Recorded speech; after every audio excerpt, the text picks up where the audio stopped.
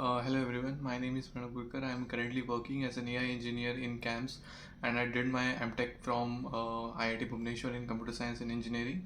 So first of all, sorry for the delay. बहुत ज़्यादा दिन हो गए हैं लास्ट वीडियो डालकर because I was busy with the work and all. I will tell you the complete story later. But ये video किस लिए है? अभी अगस्त का मंथ चल रहा है एंड एमटेक सेकेंड ईयर में जो भी स्टूडेंट्स हैं उनके प्लेसमेंट स्टार्ट होने वाले हैं. एनआईटीज़ में तो स्टार्ट हो भी चुके हैं. For them it is a little bit delayed but they can also get benefited from this video. ये वीडियो बेसिकली इसलिए है कि आप अपने रेज्यूमे को कैसे टेलर करोगे या कैसे बनाओगे ताकि आपको मैक्स टू मैक्स शॉर्टलिस्ट मिले कंपनीज़ में जो कि आपके कैंपस में आने वाली है. बेसिकली होता क्या है कि हम पूरा अपना टाइम फोकस प्रिपरेशन में लगाते हैं. डीएसए कर रहे हैं, एमएल पढ़ रहे हैं, एसडी के प्रिपरेशन कर रहे हैं, अपना गेट सब्जेक्ट्स रिवाइज कर रहे हैं, web development, Android development, whatever like what all things we do during placements, right. So ये सब तो ठीक है, आप ये सब पढ़ोगे, आपको टेक स्टैक का नॉलेज होगा, आपके पास प्रोजेक्ट्स होंगे, आपके पास सब कुछ होगा.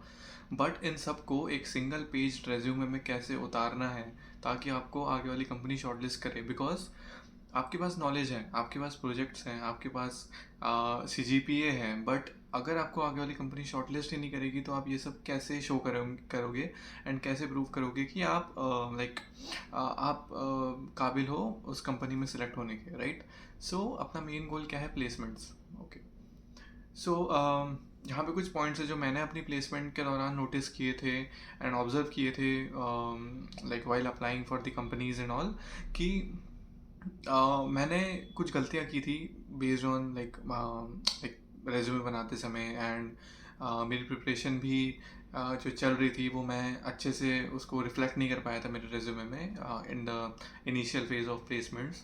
वो भी आपको मैं गलतियाँ यहाँ पे बताऊँगा एंड आपको किस तरह से रेज्यूमे बनाना है कि आप मल्टीपल कंपनीज़ में शॉर्टलिस्ट हो पाओ, मल्टीपल इंटरव्यूज़ ताकि आपको मिले. बाकी इंटरव्यूज़ निकालना ये तो आपकी प्रिपरेशन पे ही डिपेंड करेगा. Okay. Let's begin with the video. Okay. Multiple roles आते हैं आपके कॉलेजेस में प्लेसमेंट के लिए. Let's say like hardware roles होता है, सॉफ्टवेयर रोल होता है, देन ML रोल्स होते हैं. ओके. इन सारे रोल के लिए हमें एक आइडिया होना चाहिए कि हमें मल्टीपल रेज्यूमेज बनाने हैं और ये मल्टीपल रेज्यूमे आपको बना के रखना पड़ेगा. बिकॉज अगर आप सिंगल रेज्यूमे ही अपलोड करते हो हर कंपनी में तो मे बी उनकी रिक्वायरमेंट से आपका रेज्यूमे मैच ना करे एंड आपको वो शॉर्टलिस्ट ना करे. ओके. भले ही वो इंटरव्यू में फिर डीएसए ही पूछ रहे हो बट वो आपके रेज्यूमे में देखेंगे जो उनके कंपनी में काम हो रहा है, जिस रोल के लिए वो आ रहे हैं. अगर आप उसका जेडी आपके रेज्यूमे से मैच नहीं करता है, जेडी मीन्स जॉब डिस्क्रिप्शन, अगर वो आपके रेज्यूमे से मैच नहीं कर रहा है तो आपका ATS स्कोर कितना ही हाई हो, आपका CGPA कितना ही हाई हो, they will not shortlist you. Okay. This is the एक worst part of the placements and ये एक क्विक फिक्स है या एक हैक है समझ लो शॉर्टलिस्ट होने का. ओके.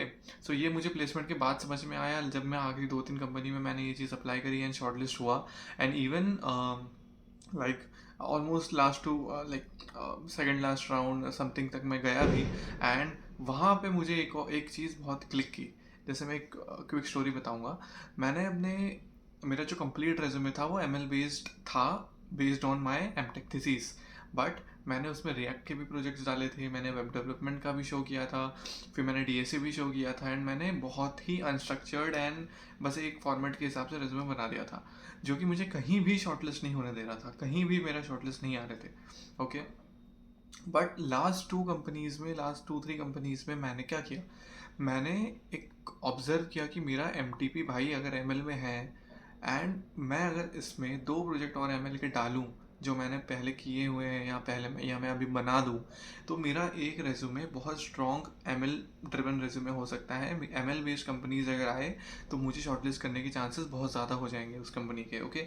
ये मेरा भी हिट एंड ट्रायल था but I got benefited from this and मेरे फ्रेंड्स ने भी ऐसे ही किया था जो मैंने जिनसे बातें की, सबसे प्लेसमेंट जिनके हो चुके थे, सब ने ऐसे ही ट्रिक अपनाई थी एंड मुझे काफ़ी बाद में समझ आया तो मैं I want to share this with you.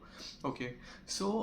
First of all आपके पास एक रेज्यूमे नहीं होना चाहिए, आपके पास मल्टीपल रेज्यूमे होने चाहिए, आपके मल्टीपल उसमें डिफरेंट प्रोजेक्ट्स होना चाहिए.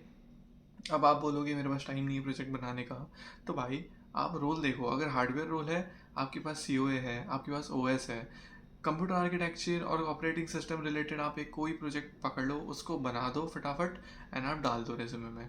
Okay, one should be your MTech thesis that will be fixed, one should be your BTech thesis. अगर आपने अच्छा काम किया है, मेरे बीटेक थीसिस में भी मैंने रिसर्च पेपर पब्लिश किया था, मेरे एमटेक थीसिस में भी मैंने रिसर्च पेपर पब्लिश किया है and both were in ML. So मुझे सिर्फ एक और प्रोजेक्ट बनाना था based on recent tech used in the industry to outshine my resume in ML based companies. That's it. ये मैंने फिगर आउट किया, मैंने अपना पूरा रेज्यूमे टेलर किया as per ML companies and CAMS was the second company which I applied and got like selected for this. So ऐसा नहीं था मुझे आता नहीं था, बट मेरा रेज्यूमे ही अगर पहुंच नहीं पाएगा कंपनी के पास, मुझे अगर चांस ही नहीं मिलेगा इंटरव्यू देने का, देन मैं कैसे शो करूँगा कि मुझे आती ये चीज़ें and you should select me, like right. So first focus should be on creating a good resume.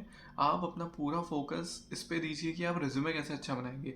अब रेज्यूमे अच्छे से मेरा मतलब क्या है, आपके पास कंपनी आती है, आपके पास कंपनी का जॉब डिस्क्रिप्शन आता है, आप जॉब डिस्क्रिप्शन उठाइए. अगर हार्डवेयर बेस्ड कंपनी है, आप जॉब डिस्क्रिप्शन उठाइए, आप सब स्मार्ट है, एआई को आप दीजिए, एलएम बेस्ड आप उसके पॉइंट्स निकालिए कि भाई इसमें मैं क्या क्या डाल सकता हूँ मेरे रेज्यूमे में. इसी को कहते हैं tailoring the resume as per the company requirements. Okay, so आप अपने जेडी के हिसाब से रेज्यूमे बनाओ. जेडी के हिसाब से अगर हार्डवेयर कंपनी है, आपका एक प्रोजेक्ट इट इज़ मस्ट कि it should be in hardware domain. एक प्रोजेक्ट आपका मस्ट हार्डवेयर में होना चाहिए. ठीक है, अगर एमएल बेस्ड कंपनी है, आपके प्रोजेक्ट्स एमएल में होने चाहिए. आप एक ही रेज्यूमे मल्टीपल कंपनीज में नहीं डाल सकते हैं. सो मिनिमम आपको 3 रेज्यूमे बनाना है, एक हार्डवेयर के लिए, एक एमएल के लिए और एक प्योर सॉफ्टवेयर रोल के लिए. ठीक है, आप ये करो, आप इनका एटीएस स्कोर चेक करो.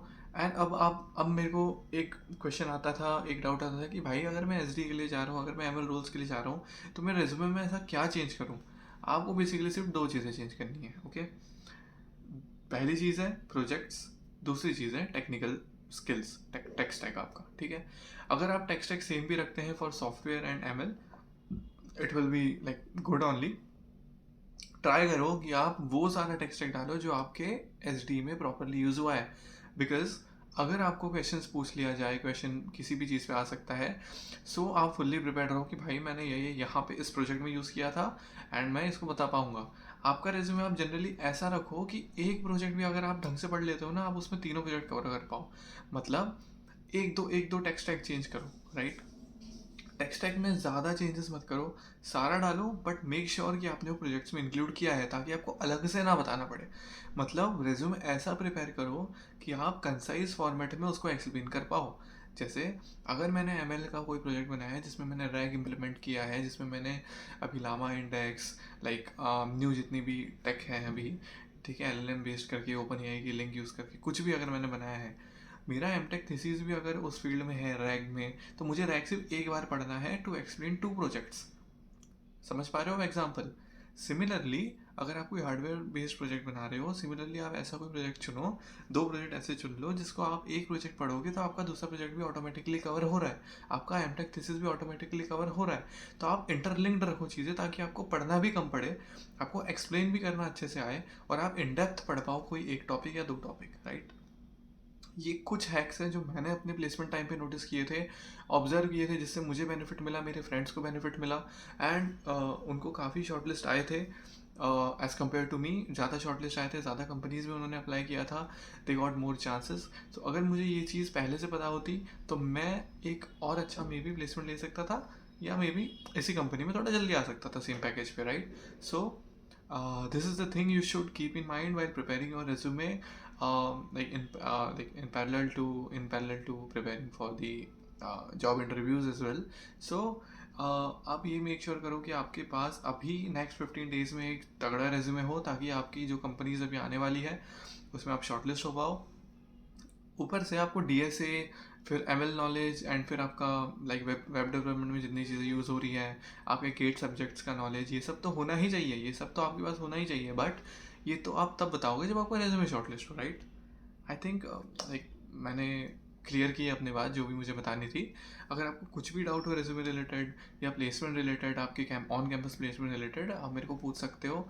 आप you can like comment down below here also and you can pick me on LinkedIn और Instagram, whatever suits you best, right. So I will be try to available and give you like answers and help you out all regarding your queries. So yeah, I think let's wrap this video here only, and comment down below like what all topics you want from me to cover in the next videos and all. I will try to cover it as soon as possible. And yeah, sorry for the delay again. Yeah, that's it for this video. Thank you. All the best.